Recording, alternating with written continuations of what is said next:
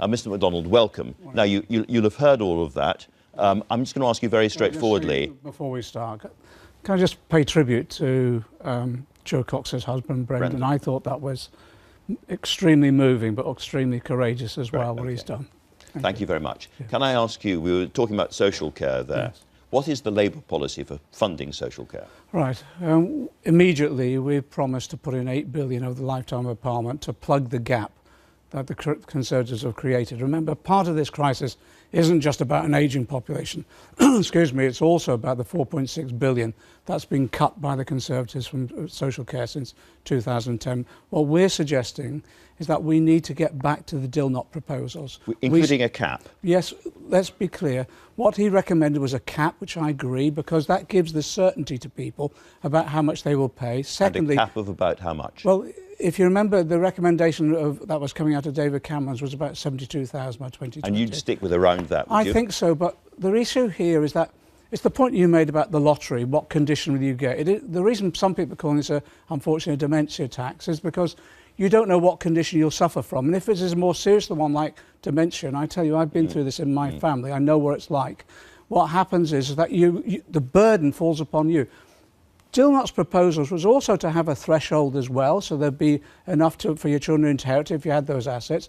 But he said this basic principle, which is the NHS principle, you pool the risk. And in that way, people are not left, as he said, on their own. Well, I gave Damien Green some examples. I'll give you an example as well. Let's think of a couple living in Burnley. Yeah. A constituency which is marginal and being strongly fought over at the moment. Yeah. And the average house there could be worth less than £100,000. Yeah.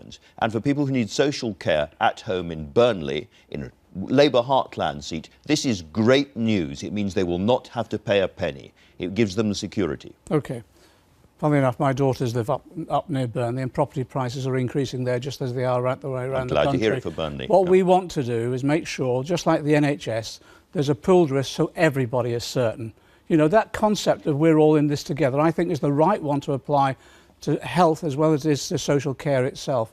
In that way, that's why, let me just finish, Andrew, that's why we supported Dilnot, but we also supported a cross-party approach, because we've got to have something that's sustainable over generations. So that's why we've said to the Conservative Party, pull this now, let's go back to that cross-party approach that actually Andrew Dilnot was proposing. And I just feel we've all been let down as a result of what's come in this Tory manifesto. Let me ask about your own manifesto and some unanswered questions in your own manifesto. Okay. Are you going to end the freeze on welfare benefits? Right, what we're doing is we're putting £30 billion in over the lifetime of the Parliament into welfare. We're reforming the whole process, universal credits, and the implication of that will be, the impact of that will be basically the freeze. The impact of these proposals will make the freeze irrelevant because we'll reform the whole process. What I've said about when the freeze was introduced. I'm just interested that when I say, are you going to end the freeze on benefits, you can't simply say yes. Well, in effect, we will be doing as part of the overall reform package that we're putting forward, which includes the introduction of a real living wage as well, which includes the reform of universal credits and a whole range of other aspects, including scrapping the bedroom tax, sanctions, etc. What about child tax credits? Right. Are you going to restore child tax credits? What we're doing is an overall comprehensive reform. Look, I'm saying... You should be able to say yes. Well, and you said you were going to swim through vomit to vote against this. I tell you, people know how strongly I feel on this, and Jeremy Corbyn. That's why I use that expression. That's why in my first budget, the reforms that we'll bring forward will make sure people are not just protected, but the system will be reformed to benefit them. If you're angry about it, you could reverse it. The Resolution Foundation, on which the Labour Party has rested quite heavily, says that 78% of Conservative cuts under your proposals will not be reversed. OK. I do not accept that. I think the proposals that we'll be putting forward on reform, as we've set out already, will ensure that, in effect, we will be addressing this issue of how we reverse the benefit freeze itself. I want to do it as part of an overall reform package and not just pick off one by one. The issue, look, I tell you, I feel so strongly on this, we will deliver this in the first budget. It would cost you £8 billion to do the things that I've suggested.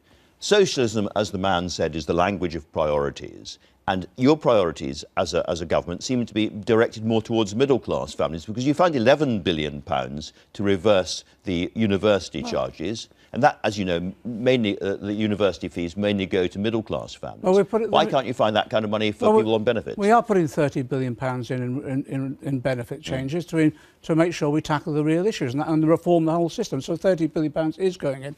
But remember, this issue, I know what people are saying about the issue around tuition fees, but we've just seen for the first time, because the Tories increasing tuition fees from £3,000 to £9,000, we've just seen state children, the percentage of state children declining. So it is becoming a disincentive for our youngsters to stay on, and that affects, well, aspiring working class families. OK, well, let's look at another aspect of the manifesto, which we can't disagree about because it's true: higher taxes and higher debt. Now, you have said that you're going to borrow, roughly speaking, £25 billion a year for 10 years to £250 billion, a huge amount of money. But you've also said that you're going to nationalise privatised industries without telling us how much that's going to cost. And at the end of all of this, you're going to have less debt than before. Do you mean less debt in real terms? It's in relationship to trend GDP. So it's a smaller percentage, it's not a smaller figure. As the economy grows. So that's the way in which basically economists and others, the markets value our economy. So all of that, sorry. OK, let me take you through it, shall I? No, well, I just want to jump in a little bit. All of that, because that all depends. To get those numbers to work, that all depends on a certain rate of growth of the economy. Otherwise, it's kind of meaningless. So what is the rate of growth that you're looking for? Right, let me just take you through bit by bit, because we need to unpick that. Can I start off with the basic proposal as well? We publish this. No other political party, well, certainly the Conservatives haven't. The Conservatives published their manifesto. You picked Damien up on this one. Others, IFS, other independent organisations, have costed the additional funding that's needed for the Tory manifesto is £40 billion. I don't think there's a pound sign in their manifesto at all. No, completely uncosted proposal. So I'll come on. So I just want to contrast. He had to go at you. You're having a go at him. Fair dues. I want to come on to your own borrowing. OK, we published this on the basis of every policy would be costing a funding source. On borrowing, on the £25 billion, basically, you know as well as I do, the OBR multiplier is 1. That means for every pound you invest, you get at least a pound back. That will cover our borrowing as we go forward. The £25 billion a year, how have I arrived at that figure? It is from the CBI saying we need £500 billion investment over a 10-year period. It's less that figure than the figure of economic growth that you require as a Labour government to fund your own plans. The OBR analysis is basically for every pound you invest, you get a pound back, so it'll cover the borrowing itself. Can you give us a number in terms of the economic growth that you need to cover your plans? Well, it is matched. It is cost neutral. It is cost neutral. The growth figure... But it can't be cost neutral if the economy isn't growing. Well, what I'm saying is the OBR is saying very clearly their multiplier ratio is 1. So in other words... So 1% growth is your figure? Yes, for every 1% you grow, for every 1% investment, you get 1% back. But the whole point of this is that I put forward a programme which is completely cost neutral on the nationalised industries. I think we're not getting anywhere here. No, I'm trying to say to you... So what is the cost of nationalising our investment industries? Our capital programme, I'm saying, is cost neutral because for everything you put in, you get the money back. Not me saying this, it's the Office of Budget Responsibility. On the nationalised industries, what we do is we'll issue, bonds for shares. That means we get an asset in return, and again, that becomes cost neutral. All right. In terms of any costs involved whatsoever, remember, for investment, etc., we'll be getting the income from those nationalised industries, and that will cover the ability to reduce charges on the customers, but at the same time that will cover any costs incurred of investment that we need. I just put it to you, this depends on economic growth. Yeah. And on the other side, apart from the top 5% that you're going for in terms of income tax and so forth, there's a whole raft of business taxes in there. Higher corporation tax, the so-called Robin Hood tax. And that goes straight into... A tax on companies who spend more than £330,000 on a salary. All of those things. Now, they may make sense individually. Yeah. But at a time when this country is on the edge of leaving the EU and lots of companies and lots of individuals are thinking, shall I stay in Britain or shall I go somewhere else? This could have the effect of driving away the very same people that you need in this country. Quite the reverse, because what we do in terms of our spending policies is exactly what businesses are asking for us for. long-term, patient, stable investment. They're not asking you for higher corporation No, tax. but they're not. But suspect. actually what we are doing is giving them the opportunity to invest in this country alongside government. That's why we're setting up a National Investment Bank. And again, all of this is fully costed based upon the principles of actually what the others are. And can I just quote one? Very, very quickly. Okay, very quickly. We're out of time. Who told us now's the time to invest? Because interest rates are virtually near zero? Philip Hammond only a couple of months ago. Pity he couldn't deliver in his own Who knows project. whether Philip Hammond will be there for a very long time. Well, anyway, he will not be there.